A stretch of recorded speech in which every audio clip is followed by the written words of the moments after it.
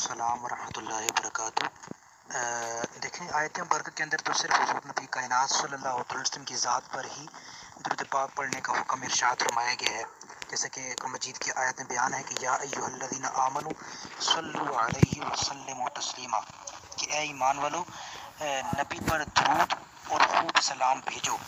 ٹھیک ہے، صلو علیہ، نبی پر درود بھیجو، وسلموا تسلیما، اور خوب سلام پڑھو۔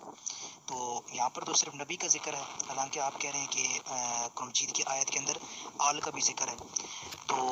آیت میں دیکھا جائے تو پھر تو آیت میں صرف نبی کا ذکر ہے، تو پھر جو مطلب یہ ہے کہ آل پر جو ہم لوگ درود پاک بھیجتے ہیں تو آل میں بھی درود پاک پڑھنا جائز نہیں ہوگا۔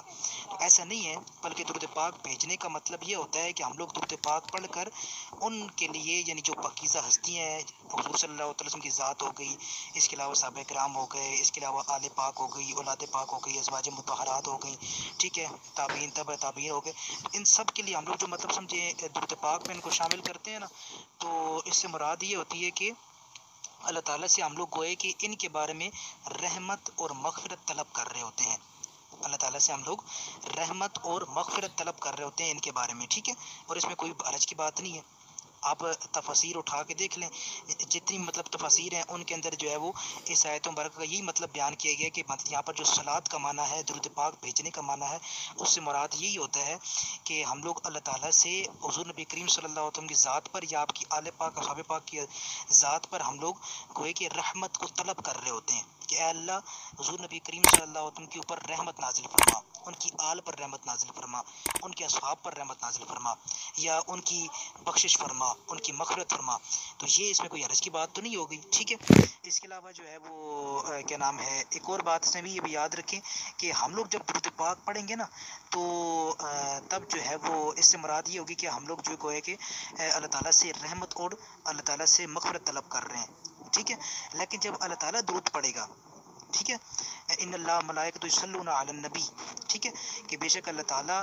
درود بھیجتا ہے نبی پر، تو یہاں پر اب درود بھیجنے سے جب مراد اللہ تعالیٰ کے بارے میں آئے گا تو اس سے مراد یہ ہوتی ہے کہ اللہ تعالیٰ رحمت نازل فرماتا ہے، حضور نبی کریم صلی اللہ علیہ وسلم کی ذات پر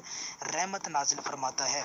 اور فرشتوں کے لیے جب کہیں گے تب بھی یہی مطلب ہوگا کہ اللہ تعالیٰ فرشتے جو ہے اللہ تعالیٰ سے رحمت طلب کرتے ہیں حضور صلی اللہ علیہ وسلم کے بارے میں۔ تو یہ جو ہے وہ معنی جو ہے درود پاک پڑھنے کا ہے، صلاۃ و سلام پڑھنے کا یہ معنی ہے، ٹھیک ہے۔ اس میں کوئی حرج کی بات نہیں ہے کہ بندہ جو ہے وہ صحابہ کرام کے بارے میں اگر رحمت طلب کر لے یا مغفرت طلب کر لے تو اس میں کون سی کوئی کبھی بات ہے یا بری بات ہے جس میں کسی دلیل یا حوالے کی ضرورت ہو۔ تو اگر اس طرح دیکھا جائے تو قرآن مجید کی آیت کے اندر آل پاک کا ذکر بھی نہیں ہے، تو پھر ہم لوگ آل پر درود کیوں بھیجتے ہیں؟ تو ایسا نہیں ہے، بلکہ جو ہے وہ کئی احادیث کریمہ کے اندر اور کئی روایات سے ثابت ہے حضور نبی کریم صلی اللہ علیہ وسلم کی آل و اصحاب پر درود پاک پڑھنے کے حوالے سے نا، تو بلا شبہ جو ہے وہ درود پاک پڑھنا حضور نبی کریم صلی اللہ علیہ وسلم کی ذات پر، آپ کی آل پر، آپ کے اصحاب پر جو ہے پڑھنا جائز ہے، اس میں کوئی حرج کی بات نہیں ہے۔